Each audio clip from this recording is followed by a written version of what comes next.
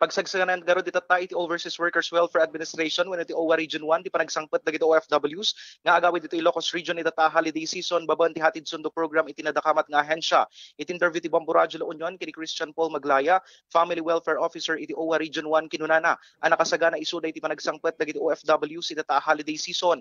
Naipasigurado nga umdas di bus amang isakay karagitoy agturong dito region. Sigun pay kini Maglaya membro man wenno saan iti OWA iti maysa nga OFW ket mapalubusan lat dagitoy ang maka-avail iti hatid sundo program. Sinigurado iti nadakamat nga ahensya ang accommodate ken maiyawid adagos dagiti OFWs iti kabitan na panawen iti bukod dagitoy a lugar mayanurot iti validity dagiti dokumento da tapno makastrek dagitoy iti border control points. Karaman kariti tulong nga ipapaay iti OWA kariti OFWs iti sidong iti nadakamat a programa ket ti libre a transportasyon, accommodation, makan ken koordinasyon kariti provincial government ken LGUs. May pasigurado adagitoy ROFs ket adaan iti kompleto a dokumento, adaan ti negative result ti RT-PCR swab test, manipot iti DOH ken Bureau of Quarantine, no fully vaccinated ket dati vaccination card da ken nang naruna iti panakipalubos dagitoy nga agawid kariti bukod dagitoy a probinsya. May koordinar met amin dagitoy kariti provincial government sitoy region ken LGUs a pagawidan dagitoy lalo kariti may tulod iti government hard buses, manipod PTEX ken iti panagsundo iti OWA Region 1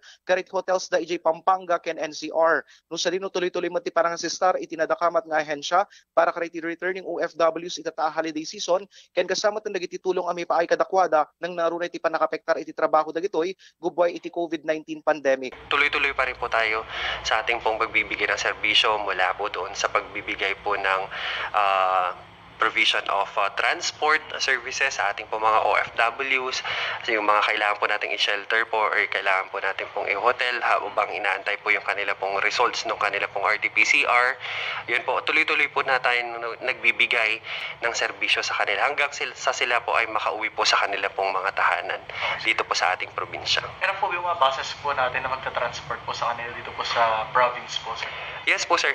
We strongly assure na lahat po ng OFWs po na nandun po sa PTEX ay fully accommodated naman po sila at may transport po sila within the specific period of time kasi nahabol din naman po natin po yung validity ng kanila pong mga documents po na hawak po para makapasok po sila sa ating po mga borders. Okay po. Sir, paano po ba sila makakapag-avail ng libreng sakay ng OWA po? Kasi I believe may mga yung mga iba baka hindi aware na meron palang ganitong libreng sakay ang OWA.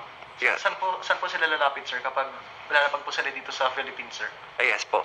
So from the airport per se po, na-evaluate po kasi po yan kung sila po ba ay fully vaccinated, kung sila po ba ay not fully vaccinated, sila po ba ay galing sa green list country, sa yellow list, ganyan ho.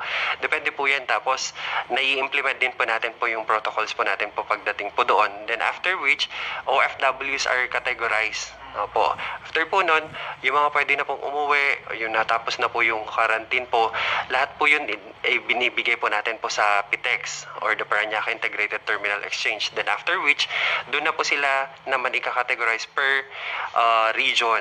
At sa Ilocos Region, yung ating pong pagbibigay ng serbisyo po doon, once na na-forward na po sa atin po yung manifesto or yung listahan po ng mga OFWs po, agad-agad naman po na yung mga duty officers po natin, tinatawagan na itong mga OFWs to verify some of the informations po needed for our endorsement to our respective na partner LGUs. Bombo John Martin para sa Pambansang Radyo ng Pilipinas, consistent number 1 sa La Union, Basta Radyo, Bombo!